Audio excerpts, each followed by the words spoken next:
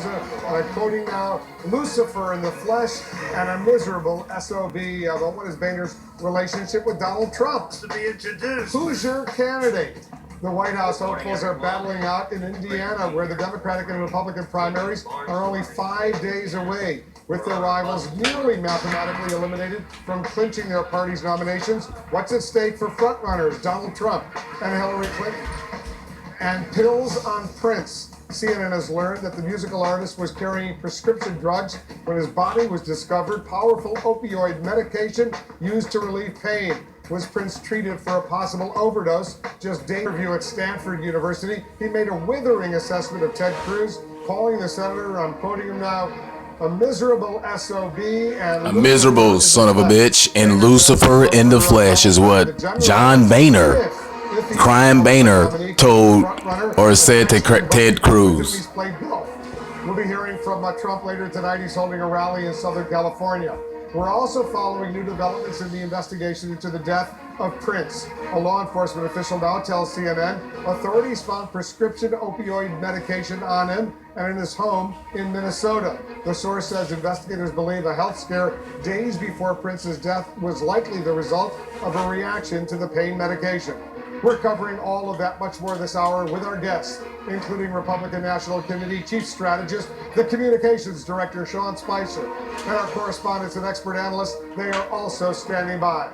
Let's begin with John Boehner's scathing assessment of Ted Cruz. Our senior White House correspondent, Jim Acosta, is following the Republican race for us. Jim, some truly extraordinary remarks by the former House Speaker. Absolutely, Wolf. With his campaign on thin ice, Ted Cruz is doing his best to stay alive in his quest to stop Donald Trump from capturing the GOP nomination. But Trump just got a helping hand from former House Speaker John Boehner, who you mentioned, once a major player in the Washington establishment and now unleashing a hellacious attack on Ted Cruz. Donald Trump is no longer alone in coining his own nasty nicknames for Ted Cruz. So we came up with Lion Ted, L-Y-I-N, boom, hyphen. Former House Speaker John Boehner had some choice words for Cruz this week, telling college students at Stanford the Texas senator is hell to work with. Lucifer in the flesh. I have many Democrat friends, I have Republican friends, I get along with almost everybody. But I have never worked with a more miserable son of a bitch. He allowed his inner Trump to come out. Cruz, who clashed with Boehner during the government shutdown of 2013, rejected the former speaker's remarks while campaigning in Indiana, a state that's now a must-win for him. He said something like he's the worst SOB I've ever worked with, something like that. But the interesting thing is, he said that I've ever worked with. I've never worked with John Boehner. Truth of the matter is, I don't know the man. But tell that to Boehner, who revealed 2 years ago that Cruz was once his attorney. Ted Cruz used to be my attorney a long time ago. Oh, is that right? Yeah. He's a good guy. Yeah. Look, we'll take Not that I always agree with him, but he's a good guy. No. Cruz also threw cold water on the pact he announced this week with John Kasich. That was supposed to mean the Ohio governor would no longer compete in Indiana. There is no alliance. Moments after that comment, Kasich's chief strategist tweeted, "I can't stand liars." Ohio Senator Rob Portman, a Kasich supporter, seemed to acknowledge the deal with Cruz is dead, saying the governor could pull off a surprise in Indiana. Yeah, I think he may surprise some people in Indiana. I was there on Monday, and But I thought he made a deal. He made a deal with Cruz not to campaign in Indiana. Well, basically, give up Indiana, let Cruz try to win. yeah, I think that was supposed to be the deal at one point. The drama surrounding Cruz's campaign has taken some heat off of Trump, who is still trying to explain his comment that Hillary Clinton is playing the woman card. Nobody cherishes and nobody respects women more than Donald Trump, that I can tell you. I will be so much better to women than Hillary Clinton is. Joined by his running mate Carly Fiorina, who once clashed with Trump herself, Cruz pointed to the GOP frontrunner's pattern with women. Donald has a problem with strong women. Now, John Boehner also mentioned in his comments that he has golfed and been texting buddies with Trump, but for Cruz, the comments from Boehner highlight a major obstacle for the Never Trump movement. There is also a Never Cruz segment inside the GOP that will never stomach the Texas senator as a Republican nominee either, Wolf. Good point. Thanks very much, Jim Acosta. Let's get some more now on the Cruz campaign. CNN's Sanla Sarfati is joining us from Indiana right now. She's in South Bend. Sanla, Cruz is counting on Carly Fiorina to try to boost his campaign. What's the latest on that front? Well, it's absolutely right, Wolf. Carly Fiorina is quickly becoming a real core part of the Cruz campaign strategy, especially here in Indiana. And you hear her behind me speaking right now. She spent the entire day with Senator Cruz barnstorming this state. A Cruz campaign official tells me tonight that they are going to be taking on this divide and conquer strategy, is what they call it, where essentially they say because no one else has a running mate, they really can cover double the amount of ground between now and Tuesday here in Indiana, dispatching Carly Fiorina in addition to Senator Cruz all over the state. It is very clear that they understand that this state is critical for them. And Senator Cruz just sent out a fundraising email here in Indiana. Speaking to that, he called it for the first time a deciding factor. And he says Tuesday will be the single most important day for his campaign so far, and really getting the closest, I should say, to defining this state in this election night on Tuesday here in Indiana as a make or break moment for his campaign. And that email Senator Cruz saying the bad news is if Donald Trump wins all of the delegates in Indiana, his nomination could be all but determined. Wolf. Sanla, what else has Cruz said about being compared to Lucifer by the former Republican Speaker of the House, John Boehner?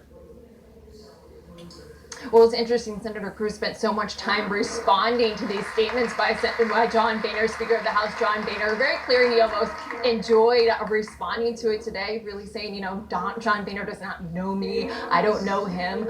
Specifically going out of his way, as you heard in Jim Acosta's piece, to bring up that he once reached out to John Boehner during the government shutdown, and he claims that John Boehner really had no interest in working with him. Here's more of what Senator Cruz said today. When John Boehner calls me Lucifer, he's not directing that. How about Ted Cruz? Lucifer in the flesh. I'm getting along with almost everything. In Washington, I have many Democrat friends and I have Republican friends. I get along with almost everybody. But I've never worked with a more miserable son of a bitch. Later in the day, Republican Representative Peter King of New York told me that gives Lucifer a good name. What's your reaction to that kind of talk? Well, Wolf, I think you and I have talked about this in the past. I'm not a big fan of Republican on Republican hits. I think that we should save them for the Democrats, frankly, and I think it only undermines our case as we try to get into Cleveland unified as a party. I hope that we can continue moving forward in these remaining 10 contests to make sure that we keep our eye on the prize, and that's Hillary Clinton, because Republicans have a better solution to offer, and I think we need to talk about that. Allow the campaigns to differentiate each other, and you know, people on both sides on all of these campaigns, all the remaining three, are very passionate about their individual candidate, and I think that's great. But I think we have to remember that it's great to advocate for your campaign and your candidate, but let's keep the attacks focused on Hillary Clinton and the Democrats. But I think you'll agree, Sean, these kinds of comments tend to highlight the divisions within the Republican Party. But here's the question. Does it hurt the Republicans' chances of winning in November? Well, no, I think at the end of the day, like you saw in 2008 when Barack Obama and Hillary Clinton went at it, the bigger point gets wrapped together and the party unifies. It's happened all the way through history. I think it'll happen on our side again. I think everyone will be passionate about their individual, whether we have an open convention or whether Donald Trump gets the 1237 bound delegates that he needs. But I think as long as the process is fair and people understand that we need to stay focused and build our party, we don't have room, you know this, we've lost the last two presidential elections. We don't have any room for error. We've got to build our party, not subtract from it. We need every Republican plus to win in November, and so we don't have room for division. Ted Cruz's decision to name Carly Fiorina as his running mate so early, long before the convention, obviously long before he has the Republican nomination, mathematically, he can't even get it on that first round. How does this pick help him? Well, I think, look, each of these campaigns is trying to figure out, so you've got one path, which is the Trump path, figuring out how do we get to the 1,237 bound delegates, or how do we get to a combination of bound and unbound and win it on the first vote. So I'd say that's the Trump strategy. And then for both Kasich and Cruz, I think their strategy is completely the opposite. How do we how do we pick up enough delegates between the two of us or individually that we go into the convention, make it open, and present ourselves to the delegates on a second or third ballot. So I think what Cruz in particular is doing, and frankly I don't speak for the Cruz campaign, is I think they're trying to find ways to excite their base, to bring more people into the fold, and look at the remaining 10 states, the remaining 400 plus delegates that are out there, and trying to figure out what surrogates, what actions they need to take to enhance their standing. Donald Trump once again today accused Hillary Clinton of playing the so-called woman's card. Do you think this could potentially hurt him and the party overall, for that matter, with female voters in a general election?